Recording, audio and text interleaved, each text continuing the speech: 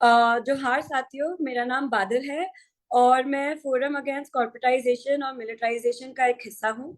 मैं कोशिश करूंगी मैं अपनी बात इंग्लिश और हिंदी दोनों में ही रखूँ, और क्योंकि हमारे पास समय की कमी है तो मैंने कुछ पॉइंटर्स भी बनाए हैं।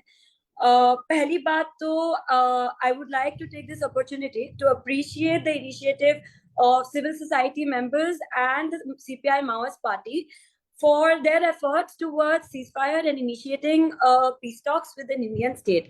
तो मैं इस अपॉर्चुनिटी का मतलब इस्तेमाल करके जितने भी साथी है सिविल सोसाइटी के और सीपीआई माओइस्ट पार्टी का एक उनका लाइक उनके प्रपोजल का मतलब वेलकम करती हूँ, और एक इनिशिएटिव जो पीस टॉक शांति वार्ता के लिए लिया जा रहा है उसका उसका भी अप्रिशिएशन करती हूँ। तो माओइस्ट पार्टी इस हद तक गई है कि वो कह रही है कि वो कंप्लीट सीज फायर करेगी, एक विश्वास बिल्ड करने के लिए, कॉन्फिडेंस बिल्ड करने के लिए। And it has declared a unilateral cessation of armed actions, बस जो एक्शन सेल्फ डिफेंस में है उनके अलावा।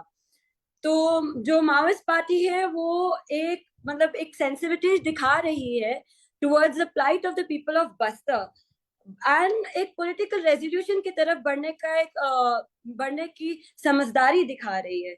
मगर हम देख रहे हैं कि जो Bhajpa RSS led Brahmanical Hindutva fascist government है, जो the BJP led Brahmanical Hindutva fascist government is showing more insensitivity by killing Maoist leaders in Jharkhand, by encircling hundreds of Maoists in the Keragutta hills while we are talking. This encirclement is probably still going on while this Zoom meeting is carrying forward. Right, and there is a disproportionate use of force. There's almost 20,000 paramilitary deployed there, and there's also the air force supporting. And like it resembles the Jallianwala Bagh massacre, because the intention that the government is showing is of bloodshed, is of massacre, is of like installing fear. So like, and this intensified brutality in the wake of call for peace displays the insensitivity of the government, also the arrogance of the government, because it is believing it is trying to achieve a surrender, a unconditional surrender, and that surrender at the cost of brute force, right?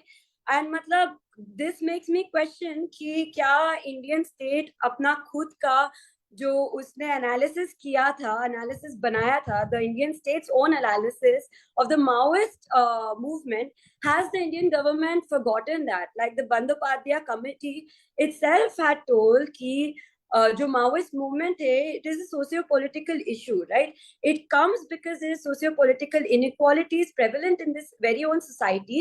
And आज के समय में हम देखें तो ये जो socio political inequalities है वो बढ़ रही है with the intensification of corporatization, with the intensification of plunder of resources, with the intensification of militarization. Like it is creating an existential threat for the Adivasi community, their culture, their livelihood, उनकी जल जंगल जमीन की लड़ाई।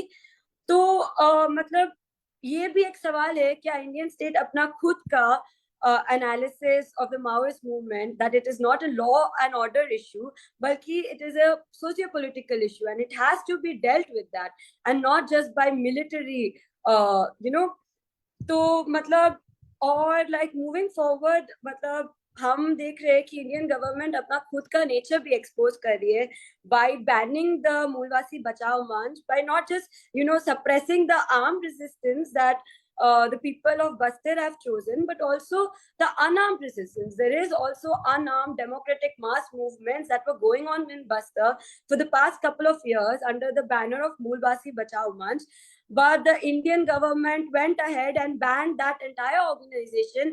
And जैसे कि कविता जी ने कहा कि उसमें जैसे मैं as a student I am coming forward knowing that how difficult it could be, how what all challenges it brings forward for me. Moolwasi Bachao Manch was an organization of predominantly Adivasi youth, like of the age of 20, 23, like Raghu, one of the leaders, the president of Moolwasi Bachao Manch, was only 23, like he got arrested this year. And Sunita Potom and numerous other leaders of Moolwasi Bachao Manch have been arrested. and it is very ironical that like the Indian government has banned the organization and under a very flimsy argument saying that it is against development in Maoist affected areas, right?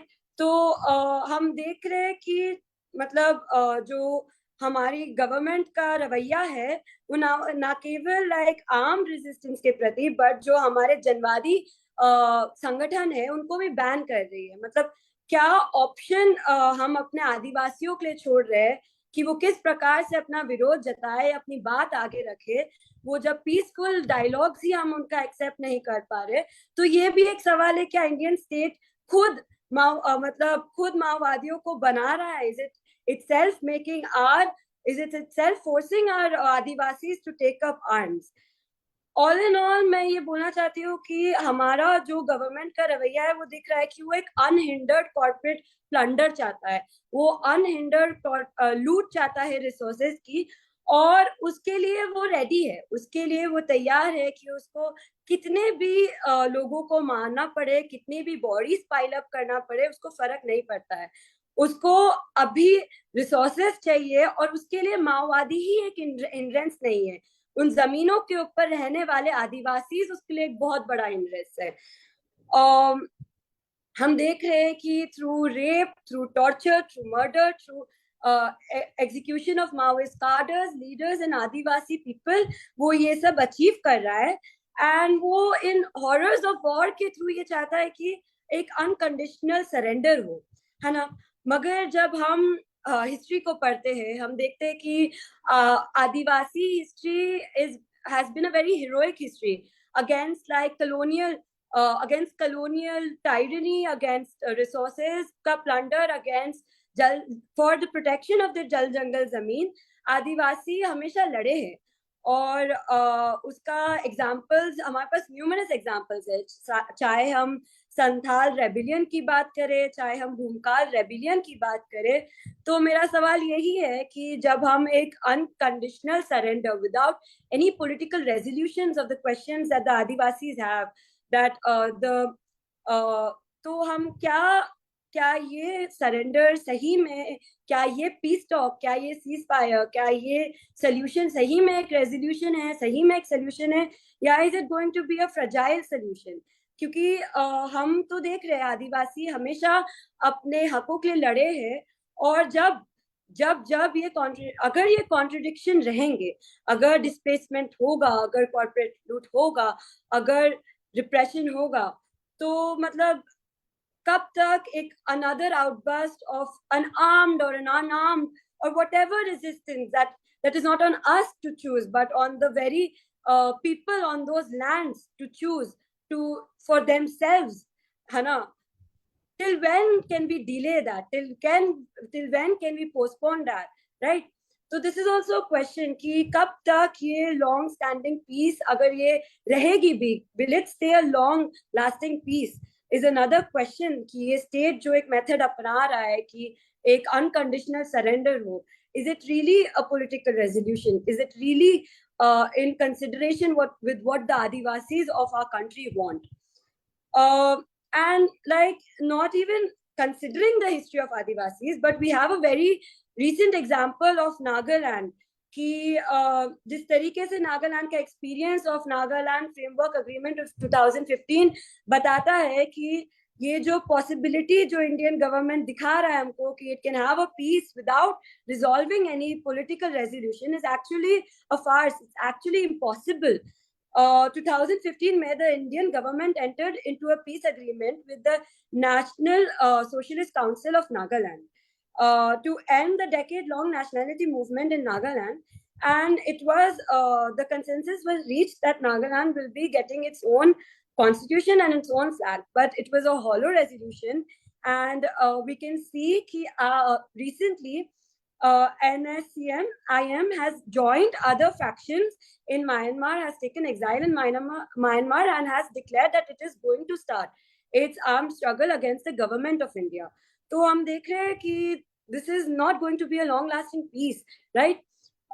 And हम ये भी देख रहे हैं that with continuous massacres of Maoists, of civilians, like the day when Renuka was murdered, right? The Chhattisgarh government on the very same day had signed MOUs of several thousand crores, right? So this is also like very important. I remember what Arundhati Roy had said once, कि there is MOU on every mountain, on every river, or every forest glade. तो मतलब MOUs Bastar के हर एक कोने में है. When we also look at the number of people, number of like people killed, number of our own like republics, children killed. This is what the Supreme Court had told. Not my words, right? 1/3 of them were civilians, 1/3 of them were unarmed or injured Maoists, and 1/3 of them were women. So this also brings like a question that why is the Indian state at war with its own very people, and not just like one of the most vulnerable sections of our population, one of the most impoverished sections of our population, right? One of the most oppressed sections of our population. Why is our Indian state at war with them? In context with all this brutality and the government's approach towards surrender or death and the intensifying corporate loot, coupled with the general laws of historical struggle, and as a recent experience of the quote unquote, forced peace that the government is trying to, come at, मतलब हम सबको ये पूछना चाहिए कि बस्तर के लोगों के लिए हमें क्या फ्यूचर देख रहे हैं. What future do the people of Bastar, the Adivasis of Bastar hold? And not just Bastar, like हम झारखंड का भी देख रहे हैं. What do the future of India's Adivasis hold? Where their land, beneath their land, there is like several thousands of crore ka minerals that this government is trying to seize on. This government is trying to just, उनको उसी से मतलब है, उसके ऊपर रहने वाले इंसानों को वो शायद से सिटीजन्स भी नहीं मान रहे, राइट? जस्ट एन हिंड्रेंस, कि वो है तो हम उनकी जमीन नहीं खोद पाएंगे.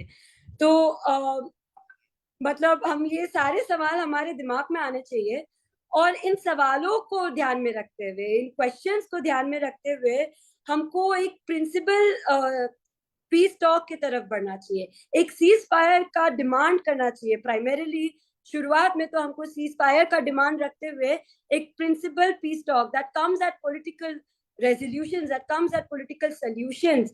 मतलब what we are witnessing today in India is one of the most gravest humanitarian crisis right now, where 30 people, 40 people, 20 people, 12 people are being massacred together, and like even when they surrender they are being killed, right? So this makes us question, is the motive behind this elimination of Maoists, is it really development, or is it displacement, destruction and death? Which of these D's is the motivation behind the Modi government's elimination or the war on the Maoists that is going on? Please like wind up. I was just going to end. Interrupting you. Yeah, that's okay. I was just going to end on this note. I was just मैं अपने demands बताना चाहती हूँ कि हम लोगों को क्या, what मेरे opinion में क्या demands है. I think primarily we should also be demanding the immediate cessation of the encirclement at Keragutta Hills, and revoke the ban on MBM and also release its leaders. Second, we should also demand the end of Operation Kagar and an immediate announcement of ceasefire by the Indian state. Then we should also demand for the Indian state to immediately engage in peace talks with the Maoist party and aiming at political resolutions. तो उसके साथ I just wanted to end with a vote of thanks for all the speakers that like made time to come here and to keep and to show solidarity, primarily to show solidarity with Adivasis of Bastar, and to ask the government to hold the government accountable, to ask the government to immediately engage in peace talks, to immediately call for a ceasefire. So uske saath I want to like thanks all the speakers and the organizers and everybody who is like working tirelessly towards this initiative. So thank you everybody. Thank you so much, Badal.